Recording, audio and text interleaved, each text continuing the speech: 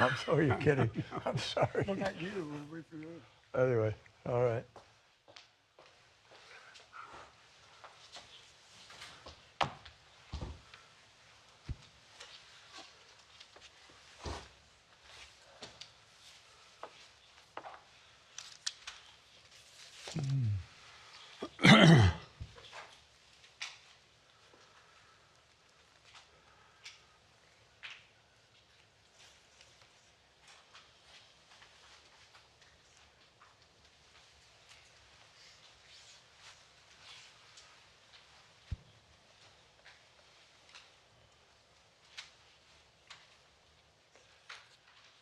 Good morning and good evening to all of you. Thank you very much for joining us. Thank you to all of your excellencies for participating in this meeting of the Major Economies Forum on Energy and Climate. Before introducing President Biden, a very quick word on the progress that we have achieved together and on the latest urgent call from the world scientists to dramatically accelerate our efforts. This group has now come together 3 times under President Biden's leadership. The first time 2 years ago, we were on course for 3 degrees or more of warming, hotter than the planet has been at any time in human history. At the same time, new science made clearer than ever the catastrophic risk to nations and to nature of exceeding even 1.5 degrees of warming. When President Biden first reconvened the Major Economies Forum, we resolved together, all of us, to do everything in our power to keep that 1.5 degree limit within reach. We are now on a better course, though we are not yet where we need to be. The International Energy Agency advises us that if all the targets and commitments established to date at the various COPs are fully achieved, we could limit warming to 1.7 degrees. That is progress, the possibility. Yet our actions do not yet match our stated ambition. The policies presently in place still leave us on a path to 2.5 degrees of warming. So we must strengthen both our action and our ambition. And the latest findings of the Intergovernmental Panel on Climate Change just last month made crystal clear that time is running short. The stark message from the IPCC cannot be overstated. First, the planet is warming at an unprecedented rate. Second, this warming is already impacting us in unprecedented ways. And third, the window for decisive action is very rapidly narrowing. The decisions we make now, the actions we take during this critical decade, will determine whether we stay within 1.5 degrees or venture dangerously beyond. Your presence here today reaffirms your commitment to build on that progress that we've made to date and to accelerate our efforts in the time remaining. It's my privilege to welcome all of you. It's also my privilege to work for a president who had passion for this issue as a parent and grandparent, and conviction and certitude about this challenge as a senator, as a vice president, and now as president. He has organized his entire government with a charge to treat the climate crisis as the existential challenge that it is. It's my honor to introduce President Joe Biden. Thank you, John. Thank you so much for all of you being here. Good to see you all up on that screen. Today, we have to do more than recognize the climate challenges we face. Seems to me we have to recommit ourselves to action while we still have the time. John laid it out pretty clearly. We have to step up our ambitions. We're going to have to stand together to meet great challenges, and we will preserve our plan in the future. That's the question. I think we will. We think we will, but we have to. We're not there yet. History's going to judge us on how we answer these questions. And today, I hope we all answer them loudly and clearly as a yes. Yes, we're committed to following the science. Yes, we are determined to strengthen our ambition and our actions. And yes, we're willing to do the hard work to limit global warming to 1.5 degrees Celsius. That's what today's all about.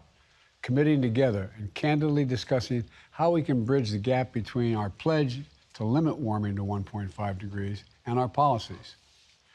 You know, over the last 2 years, I'm proud to say the United States has delivered unprecedented progress here at home. I've signed a thing called the Inflation Reduction Act, a piece of legislation we got passed, the single largest investment in fighting climate change in history, which will reduce the annual carbon emissions by 1 billion tons by 2030. We made a generational investment in our nation's infrastructure to build clean power and construct 1.5 million electric vehicles and all across the charging stations. I think it's about 550,000, a little over 500,000 charging stations all across our nation for electric vehicles. And since we last met, the United States ratified the Kigali Amendment, which drastically reduces the production and use of the super potent HFCs globally. With these actions, the United States is on track to achieve a 1.5 degree aligned goal, cutting emissions by 50 to 52% by 2030. Look, you know, as we look forward to COP28, we all need to show up in Dubai with 2030 targets and actions aligned with the Paris temperature goals. We're already seeing the signs of what's to come if we don't. More severe droughts, more floods, seas rising, temperatures rising, weather instability, market unpredictability.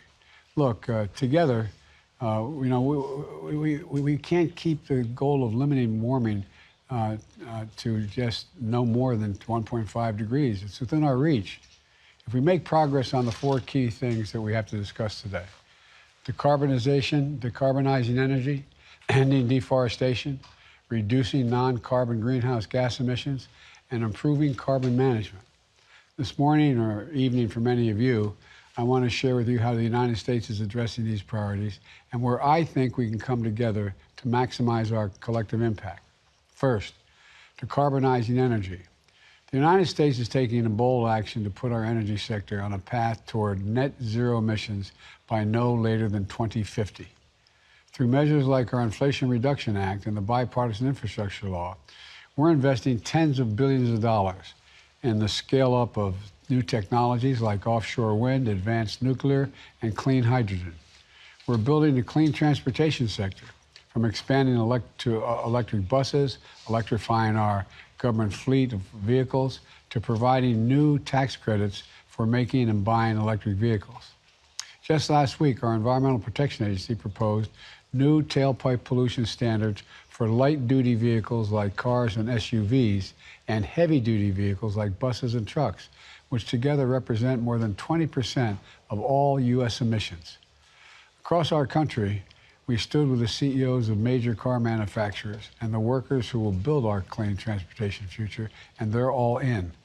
They understand as clearly as I do that this is an enormous opportunity.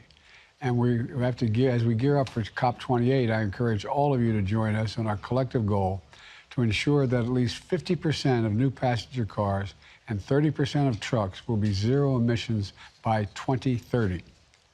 Second, ending deforestation.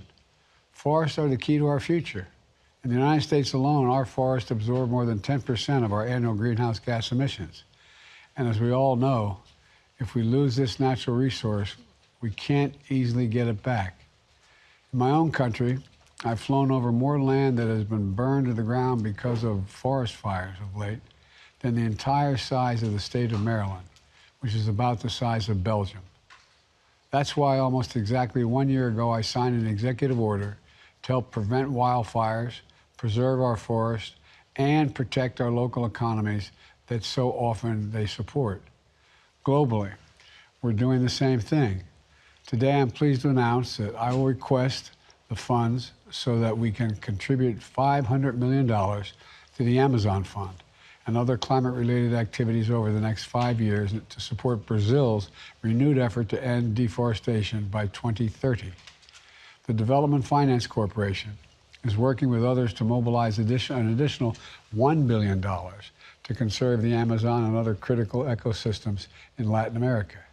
And I ask you to join us in working through the Forest and Climate Leaders Partnership to mobilize additional investments to help end the deforestation around the world by 2030. And the time to act is narrowing. Together, we have to make it clear that forests are more valuable conserved than cleared. Third, reducing non-carbon greenhouse gases. The global methane pledge we launched 2 years ago with just 7 of our other countries in the European Union has grown now by 150 countries strong. And here at home, the United States is turning this pledge into progress. We're investing more than $20 billion in methane mitigation to do things like capping orphan wells, plugging leaks throughout our oil and gas sectors. All told, by 2030, these steps will reduce U.S. methane emissions from covered sources by 87% below 2005 levels. Today, I also invite you to join us in the methane finance spirit to raise at least $200 million by COP28 to help developing countries mitigate their own methane emissions. And I want to take a moment to encourage all the countries here to ratify and implement the Kigali Amendment as well, which would help us avoid a 0.5 degree of warming by 2100, a small number with huge implications. Fourth, improving carbon management. We have to address the carbon that can't be avoided or that's already in our atmosphere. My administration is investing in the design and development of technologies like direct air capture. Our investments will not only help reduce carbon in the atmosphere, they'll help lower the price of climate technologies for countries around the world as well by as much as 50% in some cases. But this is a collective challenge that we're going to require collective effort. So today, I invite all of you to join us in a new carbon management challenge with the goal of developing strong pipelines and critical projects by 2030. And look, the other thing is we're going to bring our plans to COP28, and I hope you will as well. Finally, I just want to say a few words about the urgent need to scale up climate finance. All of you know as well as I do, the impacts of climate change will be felt the most by those who've contributed the least to the problem, including developing nations. As large economies and large emitters, we must step up and support these economies. So today, I'm pleased to announce the United States is going to provide $1 billion to the Green Climate Fund. A fund is critical in ways to help developing nations that they can't do now. But it should not be the only way. Together, we need to strengthen the role of multilateral development banks in fighting climate crisis as well, starting with the World Bank. Because climate security, energy security, food security, they're all related. They're all related. I'm calling on development banks to scale up their lending for climate change, which will also accelerate the fight against poverty. Let me close with this. We're at a moment of great peril, but also great possibilities, serious possibilities. With the right commitment and follow-through from every nation in this room, on this call, the goal of limiting warming to 1.5 degrees can stay within reach. But it's going to take all of us, not just one of us, not some of us. Meet the moment, all of us. All of us have to be engaged. So today, I look forward to working with all of you to figure out how we can get it done, invest more, collaborate more during this decisive decade. John, I turn it back to you and thank you for recognizing me. Appreciate it.